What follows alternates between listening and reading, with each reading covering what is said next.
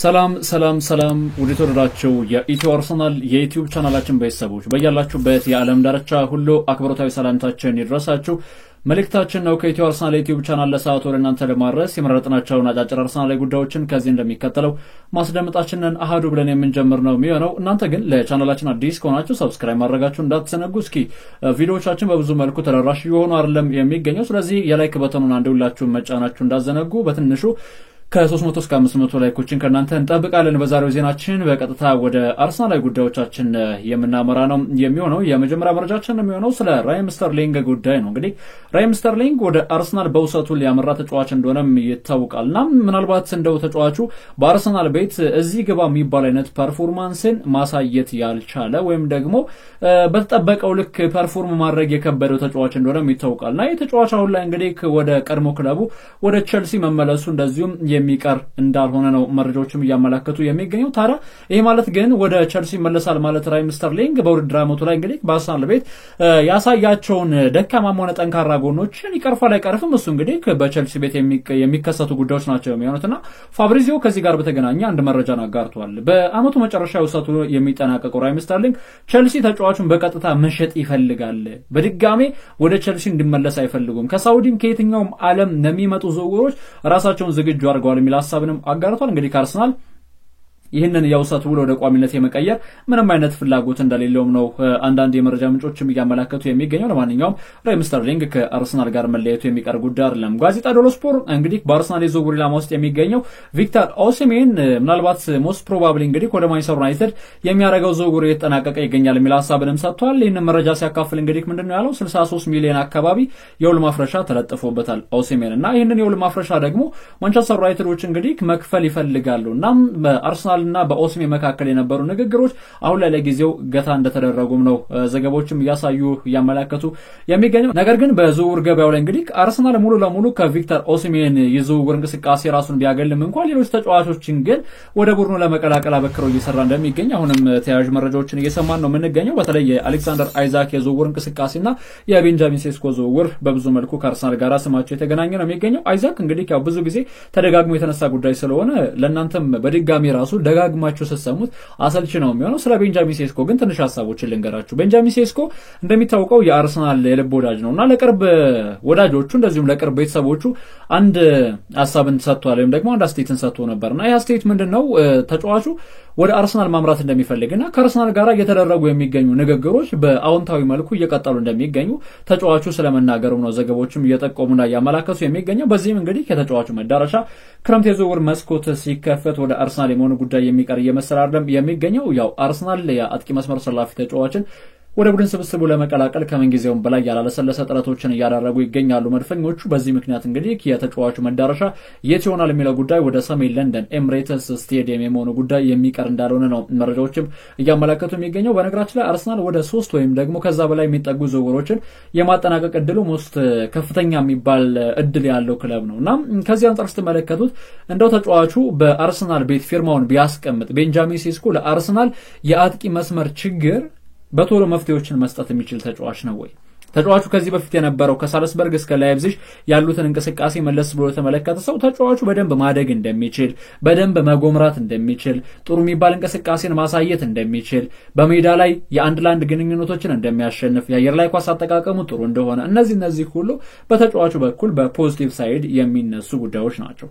ግን ደግሞ እኔ አንዳንዴ ፕሪሚየር ሊጉ ምናልባት ከጣሊያን ሴሪያ ቀጥሎ ኃይልና ጉልበትን የቀላቀለ ጨዋታ የሚደረግበት ሊግ የትኛው ሊግ ነው ቢባል የእንግሊዝ ፕሪሚየር ሊግ ነው የምለው። ጀርመን ላይ ስፔን ላይ እግር ኳስ ነው በመሰረታዊነት ጨዋታ የሚደረጉትና ጣሊያንና እንግሊዝ ላይ ግን ጉልበቶች በብዙ መልኩ ወሳኝነት አላቸውና እንደ ሌሎች ተጫዋቾች ሁሉ ምናልባት የቤንጃሚን ሴስኮ ዝውውር በመጠኑም ቢሆን ጥርጣሬ ውስጥ እንዲገባ የሚያደርገኝ ተጫዋቹ አንድ የሚወጣበት ገንዘብ ተጫዋቹ ላይ ተጽዕኖ አለማድረጉን ዋስትና የለም። ከ70 ሚሊዮን ፓውንድ ባነሰ ገንዘብ ተጫዋቹን መሸጥ አንፈልግም እያሉ ነው ላይፕዚግና በተለይ ከቻምፒየንስ ሊግ ውጪ የማይሆኑ ከሆነ ተጫዋቹን እንዲሁ በቀላሉ የማጣት ምንም አይነት ፍላጎትም እድልም የላቸውም። ከዛ አንጻር ስትመለከቱት የገንዘቡ ጉዳይ ጫና እንዳያደርግበት፣ ሁለተኛ ሊጉን አልለመደውም፣ ለሊጉ ምናልባት አዲስ እንደመሆኑ እስኪላመድ ድረስ ጊዜ እንዳይወስድበት ያሰጋል። ከነዚህ ሂደቶች ውጪ ግን ቤንጃሚን ሴስኮ ወደ አርሰናል ቢያመራ የተዋጣለት አጥቂ እንደሆነ ለክለቡ ጥሩ የሚባል ግልጋሎትን መስጠት እንደሚችል በዚህ ቡድናዊ መዋቅር ላይ ረጅም የሚባሉ ርቀቶችን አርሰናሎች እንዲጓዙ የሚያስፈልግ ከሆነ በአውሮፓ ቻምፒየንስ ሊግ በእንግሊዝ ፕሪሚየር ሊግ ከ9 ቁጥር አጥቂዎች ጎሎችን ማግኘት እንደሚጠበቅባቸው ይሄ ሳይታለም እየተፈታ ጉዳይ ነው።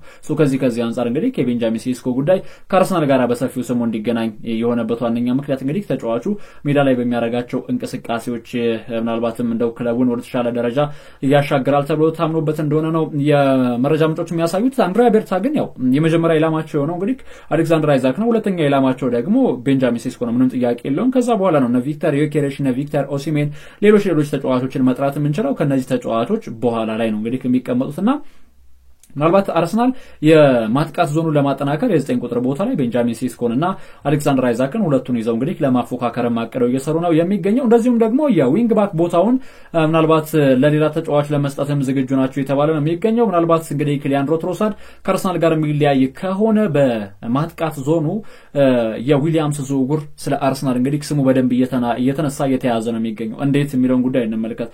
ኒኮ ዊሊያምስ እንደሚታወቀው እንግዲህ በተደጋጋሚ ቀናቶች እንደነገርኳችሁ የተጫዋቹ ዋነኛ እቅድ ከላሚን ያማል ጋር በአንድ ቡድን ውስጥ መጫወት ነው። ላሚን ያማል ደግሞ በዚህ ሰዓት የባርሴሎና ተጫዋች ነው። ስለዚህ ዊሊያምስ ማምራት የሚፈልገው ወደ ባርሴሎና ነው። ነገር ግን የባርሴሎና የዝውውር እንቅስቃሴ የማይሳካ ከሆነ በአትሌቲኮ ቢልባኦ ቤት ከመቆየት ይልቅ ወደ አርሰናል ማምራት ምርጫው የሚያደርግ ተጫዋች ነው። ስለዚህ የተጫዋቹ መዳረሻ ወደ ኤምሬትስ ወደ አርሰናል ሊሆን ይችላል ሲባል ያለ ምክንያት አይደለም፣ ምክንያት አለ።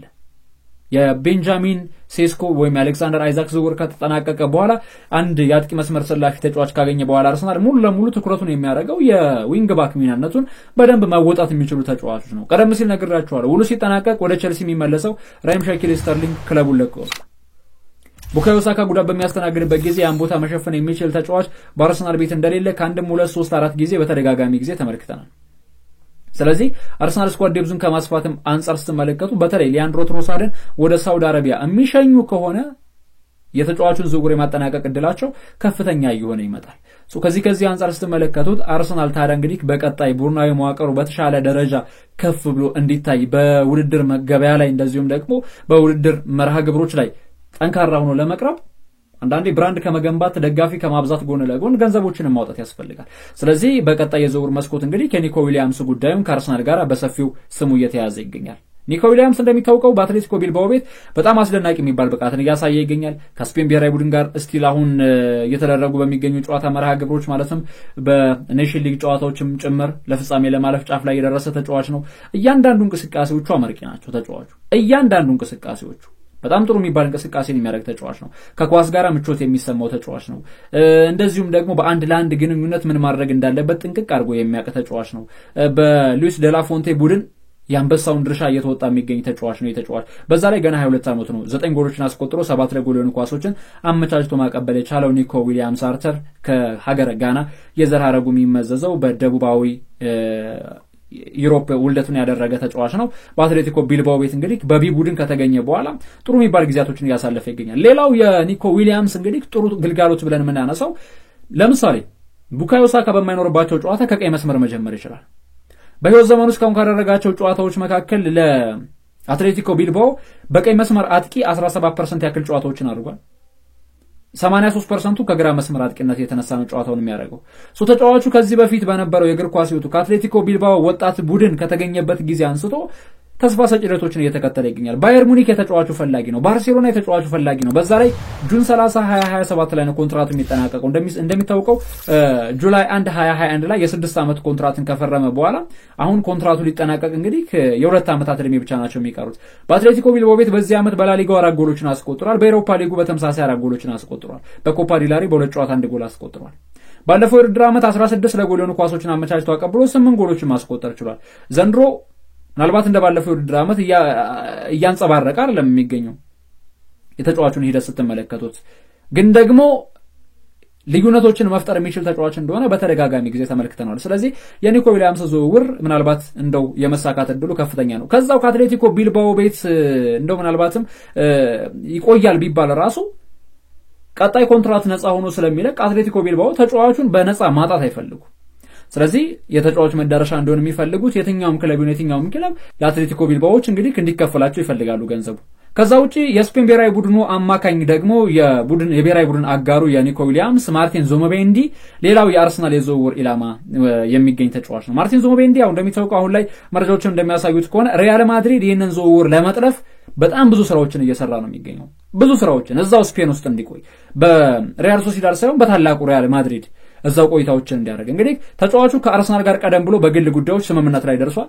የማርቲን ዙቢሜንዲን ጉዳይ እንግዲህ ሐሳቡን ማስቀየር የሚችሉ ከሆነ ተጫዋቹን የግላቸው ያደርጋሉ ሪያል ማድሪድ። ነገር ግን ተጫዋቹን ሐሳብ ማስቀየር የማይችሉ ከሆነ ደግሞ የተጫዋቹ መዳረሻ ቀጣይ ኤምሬትስ ሰሜን ለንደን የመሆኑ ጉዳይ የሚቀር አይደለምና ምናልባት ማርቲን ዙቢሜንዲን ኒኮ ዊሊያምስን ከዛ ማለፍ ሲል ቤንጃሚን ሼሽኮን ማግኘት የሚችል ከሆነ አርሰናል ከሞላ ጎደል የተሟላ ቲም ይኖረዋል።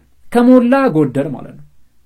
የማርቲን ዙቢሜንዲ እንቅስቃሴ በስፔን ብሔራዊ ቡድንም ልብ ብላችሁ ከተመለከታችሁት አሁን ለምሳሌ ከፋቢያን ሮይዝ ጋር ይጣመራል፣ ሮድሪ ሲኖር ከሮድሪ ጋር ይጣመራልና በጣም ጥሩ የሚባሉ ኬሚስትሪዎችን አግኝተዋል በስፔን ብሔራዊ ቡድን በኩል። የማርቲን ዙቢሜንዲ ወደ ኋላ እየተመለሰ ለመከላከል ዞኑ ለሉዊስ ዴላፎንቴ የሚሰጠው ግልጋሎትና ከኔዘርላንድ ጋር በነበረው ጨዋታ እነ ጀስቲን ክላይቨርት እነ ፍሪምፖንግ ኮዲ ጋክፖን የመሳሰሉ ተጫዋቾች ባሉበት የቡድን ስብስብ ምናልባት እንደው በተቻለ መጠን ተከላካዮቹን ለማገዝ ጥረት ሲደረግ ነበር በማርቲን ዙቢሜንዲ አማካኝነት በሰሞን ቀን ጨዋታ።